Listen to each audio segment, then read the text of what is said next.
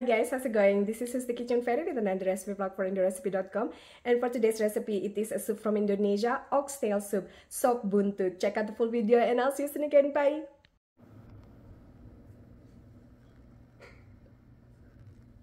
I'm gonna boil 700 grams of oxtail in enough water just to remove the scum. Once boiling like so, turn off the pot, the heat, and then we're gonna remove our oxtail and rinse it and put in a clean pot.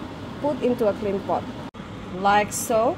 And inside the pot I slice one celery, add in half bag of baby potatoes, half bag of baby carrots, 6 of cherry tomatoes, and we're gonna fill up water enough to cover everything like so. Then add in about 10 cloves, 1 cinnamon stick, and 1 nutmeg.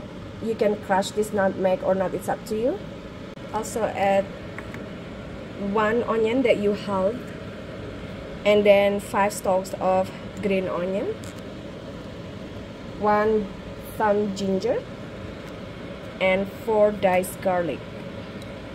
And then season it with salt or bouillon powder, it's up to you. And then it's ready to be cooked using our Instant Pot.